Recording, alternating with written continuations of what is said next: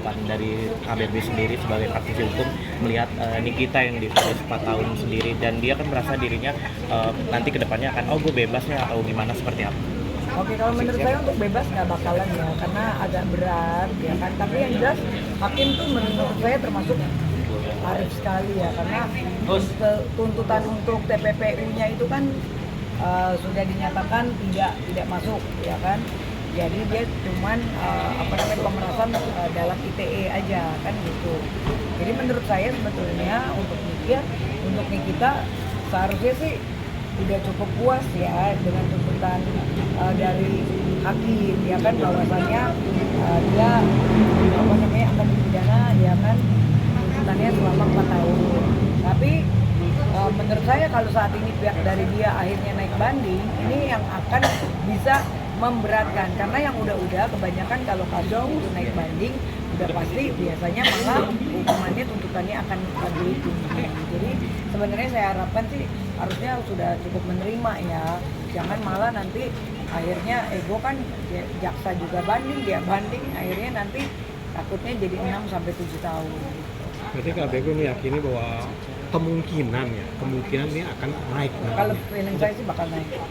Iya, karena kan hakim akan menilai juga, ini udah gua kasih 4 tahun kok masih kurang puas, karena kan sudah jelas kan di dalil-dalil pembuktiannya dia itu kan memang sudah jelas. Kalau sudah dituntut 4 tahun berarti kan memang pidananya ada ya kan, dia sudah terbukti melakukan pemerasan melalui ITE, lalu dalam tapi untuk TPPU-nya kan memang itu dihilangkan. Makanya sebenarnya kan dari 11 tahun harusnya 2/3, tapi kan saat ini hakim udah cukup baik loh, sampai 5 tahun saya itu udah baik banget. Nah kalau akhirnya masih nggak puas juga ya sudah, akhirnya kita lihat aja. Tapi kalau menurut feeling saya itu akan akan malah kasihan Niki, akan memberatkan Niki. Ini kan tadi gue bilang. Berarti KBB nggak setuju ya dengan saya tidak setuju. Saya pengennya udah cukup introspeksi diri, menerima legowo gitu loh atas tindakan yang dia lakukan. Apalagi kalau untuk bebas itu jauh banget, itu nggak bakalan sih kalau menurut saya. Tapi Kak, hari ini kan juga sidang PMK ya, tuntutannya itu cukup 24 jam ya.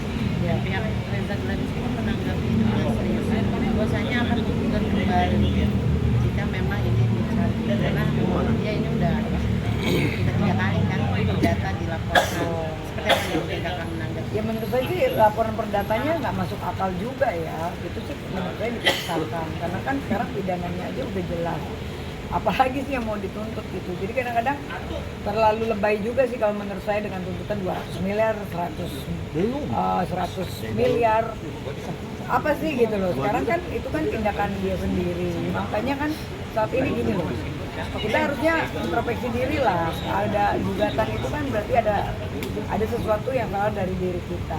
Ya itu kan mungkin dia hanya untuk membela diri dia, akhirnya gugat perdata, kerugiannya dia. Tapi menurut saya itu nggak akan terbukti, nggak bakalan juga akan dilanjutkan, karena sudah 3 kali juga kan akhirnya ujung-ujungnya dicabut juga. Karena nggak berdasar sih gugatannya, menurut saya sih kabur ya. Tapi langkah Reza Gladys sendiri jika memang gugatan dicabut dan dia akan menggugat kembali pihak perdata, menurut kamu? Ya sah-sah aja, karena kan gugatannya dia itu kan awalnya kan sebenarnya kan tidak masuk di akal ya. Jadi kalau digugat balik wajar gitu. Ya makanya saya pikir sih seharusnya fokus aja dulu di pidana ini, jangan melebar kemana-mana, karena kan kasihan itu juga nanti malah tambah berat lagi. Akhirnya ada lagi masalah baru nggak selesai.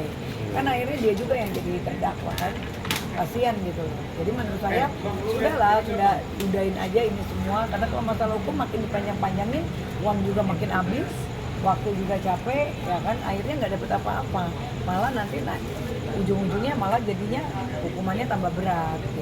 Bet, sesuai prediksi lu gak sih waktu itu pernah prediksi? Saya kan pernah memprediksi dari bulan Februari ya, kalau kalian itu dalam bicara saya bilang tidak akan bakal penangguhan Nikita dikabulkan. Ternyata benar, karena kan ondel-ondel Nikita selalu bilang Nikita bebas, dan itu membuat kuping saya sakit di media. Karena orang yang nggak ngerti hukum tapi kayak ondel-ondel militan, hanya cuma pansos biar kena kamera, biar tiktoknya naik, follower naik, tapi bicaranya kan tidak sesuai dengan hukum ya kan.